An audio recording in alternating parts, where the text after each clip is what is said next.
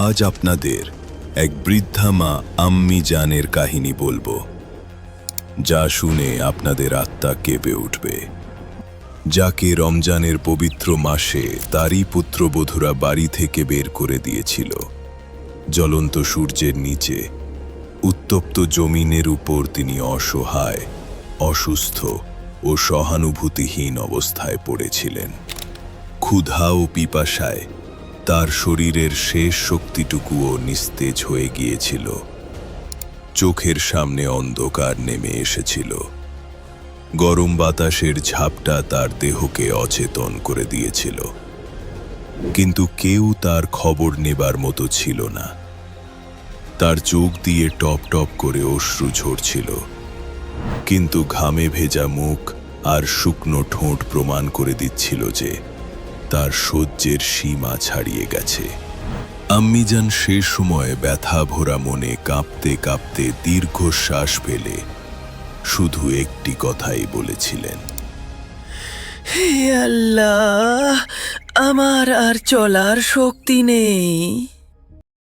গ্রামের মাঝে একটি পুরনো রাজকীয় বাড়ি ছিল, যা দেখতে ছিল এক বড় প্রাসাদের মতো। এই বাড়িতেই আম্মিজান তার 6 ছেলের সাথে বসবাস করতেন। তার আসল নাম ছিল হালিমা বিবি, কিন্তু পুরো গ্রামে সবাই তাকে আম্মিজান বলেই ডাকত, কারণ সবার জন্য তিনি ছিলেন একজন মায়ের মতো। তার হৃদয় ছিল সমুদ্রের মতো বিশাল এবং সবার জন্য উন্মুক্ত। গ্রামের মানুষ আম্মিজানকে অনেক সম্মান করত। যদি কারো বাড়িতে ঝগড়া হতো, তিনি ভালোবাসা দিয়ে তা মীমাংসা করে দিতেন। কেউ যদি ক্ষুধার্ত থাকত, তিনি নিজের রুটিটাও তাকে দিয়ে দিতেন। গ্রামের মহিলারা বলতো, আম্মিজানের হৃদয় যেন নদীর মতো। আম্মিজানের 6 ছেলে ছিল: সাদিক, আয়ান, নোমান, রেহান, ফিরোজ ও আসাদ। তিনি তার পুরো জীবন এই ছেলেদের লালন পালন করেই কাটিয়ে দিয়েছিলেন। তিনি নিজে ক্ষুধার্ত থাকলেও তিনি তার 6 ছেলেকে কখনো এর অভাব বুঝতে দেননি। সময়ের সাথে সাথে তার ছেলেরাও বড় হয়ে উঠল। এবার তাদের বিয়ের সময় এলো। আম্মিজান নিজের সামর্থ্যের বাইরে গিয়ে তার নিজের ছেলেদের বিয়ে দিয়েছিলেন ভালো ঘরের মেয়েদের সঙ্গে, যেন ঘরে বরকত আসে। যখন প্রথম পুত্রবধূ এলো, তখন আম্মিজান নিজের ঘর ছেড়ে তাকে সেরা ঘরটিতে থাকতে দিয়েছিলেন। দ্বিতীয় পুত্রবধূ এলে তিনি নিজ হাতে ঘরের দেয়াল পরিষ্কার করেছিলেন, যেন নতুন বউয়ের নতুন জায়গায় কোনরূপ খারাপ না লাগে। এইভাবে একে একে তার 6 ছেলের বিয়ে হয়ে গেল। তার পুত্রবধূরাও তার সাথে একই ঘরে বসবাস করতে লাগল। শুরুতে সবকিছুই ঠিকঠাক ছিল, ঘরে আনন্দ ছিল, চারপাশে প্রাণচাঞ্চল্য ছিল। কিন্তু ধীরে ধীরে আম্মিজান টের পেলেন পুত্রবধূরা আর আগের মতো তাকে সম্মান করছে না। যারা বিয়ের আগে মিষ্টি কথা বলতো, তারা এখন তীর্যকভাবে কথা বলছে। আম্মিজান লক্ষ্য করলেন তার পুত্রবধূরা তার সাথে ব্যঙ্গ করে কথা বলছে। তারা একসময় বলতে শুরু করল, এখন আমরাও তো এই বাড়ির গৃহিণী, সবকিছু আপনার মতো চলবে না। প্রথমে আম্মিজান ভেবেছিলেন এসব ছোটখাটো কথা, কিন্তু তিনি কি জানতেন যে এই ছোট ছোট কথা একদিন চরম নির্যাতনের রূপ নেবে? হঠাৎ করেই ঘরের পরিবেশ কেমন যেন বদলে গেল। আগে তার খাওয়া দাওয়ার যত্ন নেওয়া হতো, এখন ঠিকমতো খাবারও দেওয়া হতো না। আগে পুত্রবধূরা সম্মানের সাথে কথা বলতো, কিন্তু এখন কেউ আম্মিজানের মুখ পর্যন্ত দেখতে আসে না। আগে ছেলেরা ছোট বড় সব ব্যাপারে তার পরামর্শ নিত, এখন স্ত্রীর কথায় বলে, আম্মি, আপনারও তো বয়স হয়ে গেছে, তাই আপনি এখন সব ব্যাপারে হস্তক্ষেপ করবেন না। একদিন আম্মিজানের অনেক জ্বর এলো। দুর্বলতায় তিনি উঠতে পারছিলেন না। তিনি তার ছোট পুত্রবধূকে বললেন, বেটি, একটু পানি দাও, খুব পিপাসা পেয়েছে। ছোট পুত্রবধূ বিরক্ত হয়ে বলল, সারাদিন কাজ করতে করতে আমার কোমর ভেঙে গেছে, আর আপনি তো শুধু আদেশ দিতেই আনন্দ পান। যদি এত কষ্ট হয়, তাহলে আপনার ছেলেদের বলুন আপনার জন্য আলাদা একটা কাজের মেয়ে রেখে দিতে। তৃতীয় পুত্রবধূ তো সীমা ছাড়িয়েই দিল, বলল, আম্মিজান, আপনি এখন আপনার শেষ বয়সে একটু বিশ্রাম করুন, আমাদের থেকে ঘরের কাজের আশা করবেন না। আম্মিজান স্তব্ধ হয়ে গেলেন।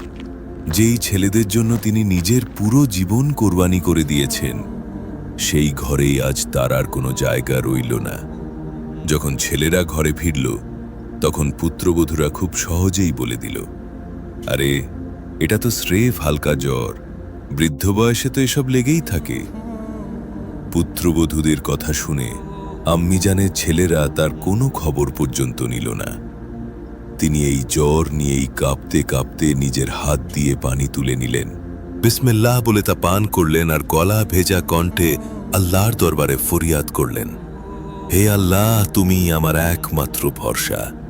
বহুদিনের কষ্টের পরে আল্লাহর রহমতে তার শরীর কিছুটা ভালো হলো। আর সেই সময়ই শুরু হয়ে গেল রমজানের পবিত্র মাস। রমজান সবসময়ই আম্মিজানের জন্য সবচেয়ে প্রিয় মাস ছিল। ছোটবেলা থেকেই তিনি এই মোবারক মাসের জন্য অধীর আগ্রহে অপেক্ষা করতেন। এবারও তার ব্যতিক্রম নয়। এবার যখন প্রথম রমজানের চাঁদ দেখা গেল, তখন তার মুখে অদ্ভুত প্রশান্তির ছায়া নেমে এসেছিল। তার চোখ থেকে টপ টপ করে অশ্রু ঝরছিল। তিনি তখন আল্লাহর কাছে শুকরিয়া আদায় করে বললেন, হে আল্লাহ, তুমি মহান। তোমার কাছে হাজার শুকর যে তুমি আমাকে আরেকটা রমজান দেখার তৌফিক দান করলে। তিনি আল্লাহর শুকরিয়া আদায় করলেন এবং ধীরে ধীরে নিজেকে সামলে শাহরির প্রস্তুতি শুরু করলেন। যদিও এখন তার শরীর আগের মতো শক্তিশালী ছিল না, কিন্তু তার হৃদয়ে আল্লাহর প্রতি ভালোবাসার জোশ অটুট ছিল। কিন্তু যখন পুত্রবধূরা দেখল যে আম্মি জান রোজা রাখার প্রস্তুতি নিচ্ছেন, তখন সেটা তাদের একটুও ভালো লাগলো না। বড় পুত্রবধূ ব্যঙ্গ করে বলল, এই বয়সে রোজা রাখার কি দরকার? এখন তো ভালো মতো চলাফেরাও করতে পারো না, তবুও রোজা রাখাটা কি খুব জরুরি? দ্বিতীয় পুত্রবধূ বলল, যদি রোজা রাখতেই হয় তাহলে ঘরের কাজেও সাহায্য করতে হবে, সব বোঝা আমাদের ঘাড়ে চাপিয়ে দেয়া যাবে না। তারা ইচ্ছা করেই আম্মি জানকে কষ্ট দিতে লাগলো। কখনো সাহারির জিনিস সময় মতো দিত না, কখনো তার খাবার লুকিয়ে রাখত, আবার কখনো এত বেশি লবণ দিয়ে দিত যে সেই খাবার খাওয়াই যেত না। যখন আম্মিজান ইবাদতে বসতেন, তখন কেউ না কেউ বাহানা করে তাকে বিরক্ত করতে আসত। একদিন ইফতারের পর আম্মিজান অনেক দুর্বলতা অনুভব করলেন। তিনি ছোট পুত্রবধূকে বললেন, বেটি একটু পানি দে, খুব দুর্বল লাগছে। ছোট পুত্রবধূ পানি দিল ঠিকই, কিন্তু অবজ্ঞা সুরে বলল, যদি রোজা রাখার এতই শখ থাকে তাহলে তা সহ্য করতেও শিখেন, বারবার আমাদের আদেশ দিবেন না। আম্মিজান খুব কষ্ট পেলেন, কিন্তু তিনি সবর করলেন। যখনই পুত্রবধূরা তাকে কষ্ট দিত, তিনি শুধু বলতেন, আল্লাহ সব দেখছেন, আমার রোজা শুধু না খাওয়ার জন্য নয়, বরং সবর করার জন্য। তার এই কথা শুনে পুত্রবধূদের আরও রাগ হতো, কিন্তু আম্মিজান সব সময় আল্লাহর নাম নিয়ে সবকিছু সহ্য করে যেতেন। যখন তিনি ইফতারের পূর্বে হাত তুলে দোয়া করতেন, তখন তার চোখ থেকে অনবরত অশ্রু ঝরত। তার দোয়া ছিল, হে আল্লাহ, তুমি আমায় হিম্মত শক্তি দাও, যাতে আমি তোমার ইবাদত থেকে দূরে সরে না যাই। আম্মিজানের পুত্রবধূদের অত্যাচার দিন দিন বাড়তেই থাকল। আম্মিজান যখন নামাজ পড়তে বসতেন, তখন তার পুত্রবধূরা ইচ্ছা করে তাদের ছোট ছোট বাচ্চাদের আম্মিজানের কাছে রেখে যেত। নিষ্পাপ শিশুরা চিৎকার করত, আর আম্মিজানকে বাধ্য হয়ে ইবাদত ছেড়ে দিয়ে তাদের দেখশোনা করতে হতো। পুত্রবধূরা ব্যঙ্গ করে বলতো, আম্মিজান, এসব বাচ্চাদের একটু দেখে রাখবেন, আমাদের মাথা ব্যথা করছে, আমরা এখন একটু বিশ্রাম করব। বড় পুত্রবধূ প্রতিদিন এই অজুহাত দিয়ে নিজের ঘরে শুয়ে পড়ত। ছোট পুত্রবধূ বলতো, আম্মিজান, আমাদের খুব ক্লান্ত লাগছে, আমাদের জন্য একটু রান্না করে দিন। তারপর তারা নির্বার হয়ে মোবাইল নিয়ে বসে যেত। আম্মিজান নিজেও অনেক দুর্বল ছিলেন। এই ক্লান্ত শরীর নিয়েও কোনো মতে ঘরের সব কাজ শেষ করে দিতেন। তবুও পুত্রবধূদের অভিযোগের শেষ ছিল না। তারা এরকম বলে অভিযোগ করতেন যে, আম্মিজান, ডালে এত লবণ হয়েছে কেন? আম্মিজান, বাচ্চা পড়ে গেছে, আপনি খেয়াল করলেন না কেন? আম্মিজান, আপনি কি আমাদের নিজ ঘরেও শান্তি দিবেন না? সবচেয়ে কষ্টের ব্যাপার ছিল, এখন তার ছোট ছেলে পর্যন্ত পুত্রবধূদের পক্ষ নিয়ে কথা বলতে শুরু করেছে। একদিন আম্মিজান সাহস করে তার ছোট ছেলের কাছে তার কষ্টের কথা প্রকাশ করলেন, আর তখন তার ছেলেই উল্টো তাকে বকা দিয়ে বলল, আম্মি, আপনি ঘরে সব সময় ঝগড়া করেন কেন? আপনি দয়া করে আপনার পুত্রবধূদের বিরক্ত করা বন্ধ করুন। এই কথা শুনে আম্মি জানের বুকটা যেন ছিঁড়ে গেল। তিনি নিজের সমস্ত শক্তি একত্র করে কান্না ভেজা চোখে আল্লাহর দরবারে দোয়া করলেন, হে আল্লাহ, আমার যদি কোনো ভুল হয়ে থাকে তবে তুমি আমাকে মাফ করে দিও, আর যদি আমি নির্দোষ হই তবে তুমি আমার ইনসাফ করো। আম্মিজানের চোখ থেকে অজস্র অশ্রু ঝরছিল। ঠিক তখনই তার বড় পুত্রবধূ রাগে অগ্নিশর্মা হয়ে ঘরে ঢুকে পড়ল। তার মুখ যেন রাগে ফেটে পড়ছিল। তিনি আম্মিজানকে বলতে লাগলেন, আম্মিজান, আপনি এখানে বসে আরামে নামাজ পড়ছেন, আর আমি একা পুরো বাড়ির দায়িত্ব সামলাচ্ছি। বাকি সব পুত্রবধূরা তাদের বাবার বাড়ি চলে গেছে, আর আপনি শুধু ইবাদতই করছেন। এই ঘরে সব কাজ কে করবে? চলুন এখনই উঠে আমার সঙ্গে কাজে লাগুন। আম্মিজান ধীরে ও কোমল স্বরে বললেন, বেটি, আমি রোজা রেখেছি, আমি বেশি কষ্টের কাজ করতে পারবো না, কিন্তু আমি যতটুকু পারবো ততটুকুই করে দিব। কিন্তু বড় পুত্রবধূ এই উত্তর একদমই সহ্য করতে পারল না। ব্যঙ্গ করে বলে উঠল, বাহ, বাহানা তো ভালোই বানাতে পারেন। খাওয়ার সময় আপনার খিদে পায়, কিন্তু কাজের সময় আপনার রোজা আর অজুহাত শেষ হয় না। চলুন তাড়াতাড়ি কাজ করবেন, চলুন। এটা বলেই সে জোর করে আম্মিজানের হাত ধরে টেনে নিয়ে গেল রান্নাঘরে। গরম আর রোজার দুর্বলতা আগে থেকেই আম্মিজানকে একেবারে নিস্তেজ করে ফেলেছিল। তবুও তিনি সবর ধরে রাখলেন এবং কাজ শুরু করলেন। কিছুক্ষণের মধ্যেই তার অবস্থা আরও খারাপ হতে লাগল। তার হাত কাঁপছিল, চোখের সামনে অন্ধকার নেমে আসছিল, শরীর একেবারে নিস্তেজ হয়ে যাচ্ছিল। কিন্তু পুত্রবধূর মনে আম্মিজানের জন্য কোনো দয়া জাগল না। তিনি তখনও তিরস্কার করে বলতে লাগলেন, এখনো অনেক কাজ বাকি, হাত চালন তাড়াতাড়ি। অবশেষে অতিরিক্ত ক্লান্তিতে আম্মিজানের পা হোঁচট খেল, মাথা ঘুরল, আর তিনি মাটিতে অজ্ঞান হয়ে পড়ে গেলেন। কিন্তু এসব দেখে বড় পুত্রবধূর বিন্দু পরিমাণ কোনো মায়া হল না, বরং সে আরও বেশি রেগে গেল এবং বলতে লাগলেন, এই নাটক আমার সামনে করবেন না, উঠুন আর কাজ শেষ করুন। কিন্তু আম্মিজান শরীরের ব্যথায় নড়তেও পারছিলেন না, তার দেহ প্রায় নিস্তেজ হয়ে গিয়েছিল। বড় পুত্রবধূ আরও রেগে গিয়ে নির্দয়ভাবে তার হাত ধরে টেনে ঘরের দরজা পর্যন্ত নিয়ে গেলেন এবং নির্দয়ভাবে বাইরে ছুঁড়ে ফেলে দিলেন। তারপর বলতে লাগলেন, যদি ঘরের কাজ নাই করতে পারেন তাহলে বাইরেই থাকুন, ঘরে থাকার কোনো দরকার নেই আপনার। আম্মিজান কষ্টে কাঁপছিলেন, কিন্তু কোনো অভিযোগ করলেন না। শুধু শুকনো চোখে আকাশের দিকে তাকিয়ে ফিসফিস করে বললেন, হে আল্লাহ, তুমি সব দেখেছ, তুমি এর উত্তম প্রতিদানকারী। তিনি সেখানেই মাটিতে পড়ে রইলেন, তার দেহে আর নড়ার শক্তিও ছিল না। অন্যদিকে তার বড় পুত্রবধূ নিশ্চিন্ত মনে ঘরের ভিতর চলে গেলেন। কিন্তু আল্লাহ তাআলা যেন আম্মিজানের সেই দোয়া কবুল করে ফেলেছিলেন। ঠিক পরের মুহূর্তেই যখন আম্মিজানের বড় পুত্রবধূ রান্নাঘরে ফিরে গেল, হঠাৎ তিনি পা পিছলে ফুটন্ত তেলের বড় হাঁড়িতে পড়ে গেলেন। তার ভয়ঙ্কর চিৎকারে যেন পুরো বাড়ি কেঁপে উঠল। তিনি চিৎকার করে বলতে লাগলেন, বাঁচাও, পুড়ে গেলাম। তার আর্তনাদ পুরো ঘরে ছড়িয়ে পড়ল। তার স্বামী, দেবর আর বাড়ির বাকি লোকজন দৌড়ে এলো। রান্নাঘরের দৃশ্য দেখে তাদের রক্ত হিম হয়ে গেল।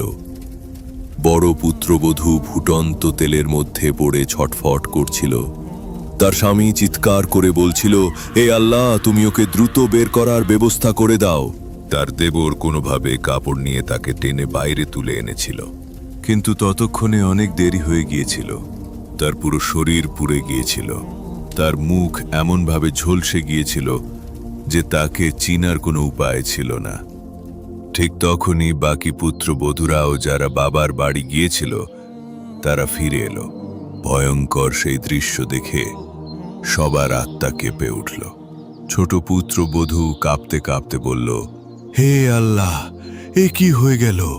বড় পুত্রবধূ ব্যথায় ছটফট করছিল। তার ঝলসানো মুখ, পোড়া হাত পা দেখে বাকিরা ভয়ে জমে গেল। একজন পুত্রবধূ ধীরে ধীরে বলল, আমরা তো কল্পনাও করিনি এমন কিছু ঘটতে পারে। ডাক্তাররা আপ্রাণ চেষ্টা করলেন, কিন্তু বললেন, আমরা যতটা পারি চেষ্টা করব, কিন্তু মুখ ও শরীর চিরতরে পুড়ে গেছে। সে আর কখনো আগের মতো ফিরতে পারবে না। ডাক্তারের কথা শুনেই পুত্রবধূদের পায়ের নিচ থেকে মাটি সরে গেল। বড় পুত্রবধূর স্বামী তখনও হতবিহ্বল হয়েছিল। ঘন্টার পর ঘন্টা চিকিৎসা চলতে লাগল। যখন কিছুটা সুস্থ হলো, তখন তার চোখের সামনে ভেসে উঠল সেই সব মুহূর্ত। আম্মি জানকে ঘর থেকে বের করে দেওয়া, রোজার অবস্থায় তাকে রোদে রেখে কষ্ট দেওয়া, সব কিছু মনে পড়ে গেল তার। তার চোখ থেকে অশ্রু ঝরতে লাগলো। সে কাঁপতে কাঁপতে স্বামীর হাত ধরে বলল, আল্লাহ আমাকে আমার গুনাহের শাস্তি দিয়েছেন, এসব আমারই কর্মফল। স্বামী অবাক হয়ে বলল, এসব তুমি কি বলছো? বড় পুত্রবধূ লজ্জায় মাথা নিচু করে পুরো সত্যি খুলে বলল। স্বামীর মুখ থেকে শুধু একটি শব্দ বের হলো, তুই সত্যি বলছো তো? সে কেবল বলল, হ্যাঁ, আমি আম্মি জানের উপর অনেক জুলুম করেছি, তাই আল্লাহ তাআলা আমাকে এই দুনিয়াতেই শাস্তি দিয়ে দিয়েছেন। যাও, আম্মি জানকে খুঁজে নিয়ে আসো, আমি তার পায়ে পড়ে ক্ষমা চাইব। তখন পুরো ঘরের প্রতিটি সদস্য বুঝতে পারছিলেন তারা কত বড় ভুল করেছেন। সবাই মিলে আম্মিজানকে খুঁজতে বেরিয়ে পড়লেন। ছোট পুত্রবধূ উদ্বিগ্ন হয়ে বলল, খুব গরম পড়েছিল, সূর্যের প্রখর রশ্মি যেন মাটি পুড়িয়ে দিচ্ছিল। সবাই গলি, মহল্লা আর ক্ষেত খামারে তন্ন তন্ন করে খুঁজে বেড়াচ্ছিল, কিন্তু কোথাও আম্মিজানের কোন খোঁজ পাওয়া গেল না। তপ্ত দুপুর, ক্ষুধা, পিপাসা, দুর্বলতা আর অসহায়তায় আম্মিজান এক সময় একটি গাছের নিচে পড়ে গিয়ে অজ্ঞান হয়ে গেলেন। যখন তার ছেলের ও পুত্রবধূরা তাকে খুঁজতে খুঁজতে সেখানে পৌঁছালো, আম্মিজানের শারীরিক অবস্থা তখন অনেক খারাপ হয়ে গিয়েছিল। তার ছেলেরা তার অবস্থা দেখে শিউরে উঠলেন। বড় ছেলে দৌড়ে গিয়ে মাকে কোলে তুলে নিলেন। তার নিঃশ্বাস খুব ধীরে চলছিল, ঠোঁট শুকিয়ে গিয়েছিল, মুখ বিবর্ণ হয়ে গিয়েছিল। আম্মিজানের ছোট ছেলেদের চোখ থেকে অশ্রু গড়িয়ে পড়ছিল। তখন তারা বলতে লাগলেন, হে আল্লাহ, আমরা আমাদের মায়ের সঙ্গে কি করে ফেললাম? সবাই মিলে দৌড়ে তাকে হাসপাতালে নিয়ে গেল। ডাক্তার পরীক্ষা করে বললেন, উনি বহুদিন যাবৎ না খেয়ে রয়েছেন, শরীর একদম দুর্বল হয়ে গেছে, ঠিকভাবে খাবার পর্যন্ত পাননি, অবস্থা আশঙ্কাজনক। আম্মিজানের ছেলেরা ভয়ে নিস্তব্ধ হয়ে গেলেন। বড় পুত্রবধূ তখন বিছানায় যন্ত্রণায় ছটফট করছিলেন। খবর শুনে কান্নায় ভেঙে পড়লেন, হে আল্লাহ, আমি কি করে ফেললাম? তখন ছেলেরা অনুশোচনায় কাতর হচ্ছিল, আমরা কেন আমাদের মায়ের যত্ন নিইনি? অনেক সময় পর আম্মিজানের জ্ঞান ফিরল। তিনি তার শুকনো চোখে সবার দিকে তাকালেন। সামনে তার ছেলেরা দাঁড়িয়েছিল, চোখে অনুশোচনার অশ্রু নিয়ে। বড় ছেলে মায়ের পাশে এসে হাত ধরল আর কাঁপা গলায় বলল, আম্মিজান, আমাদের মাফ করে দিন। আমরা জানতাম না আপনার সঙ্গে বাড়িতে কি হচ্ছে। আমরা আপনাকে আপনার পুত্রবধূদের দয়ার উপর ছেড়ে দিয়েছিলাম। আমরা ভুল করেছি, আমাদের ক্ষমা করে দিন।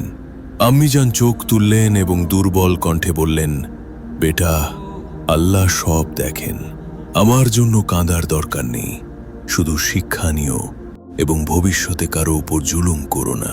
আম্মিজানের কথা শুনে ঘরের প্রতিটি মানুষের মাথা লজ্জায় নিচু হয়ে গেল। কিছুক্ষণ পর তিনি বড় ছেলেকে বললেন, বেটা, আমাকে আমার পুত্রবধূর কাছে নিয়ে চলো, আমি তাকে দেখতে চাই। ছেলেদের চোখ আবার ভিজে গেল। তারা বিশ্বাস করতে পারছিল না যে এত কষ্ট পাওয়ার পরেও তাদের মায়ের হৃদয় এত উদার।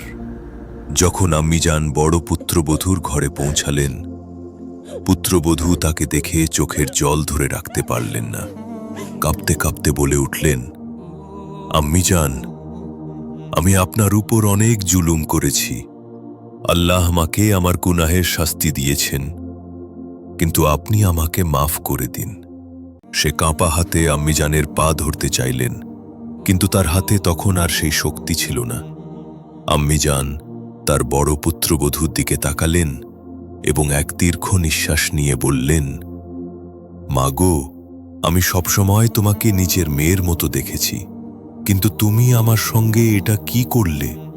বড় পুত্রবধূ হাউ মাউ করে কাঁদতে লাগল। বাকি পুত্রবধূরাও আম্মিজানের কাছে এসে পড়ল।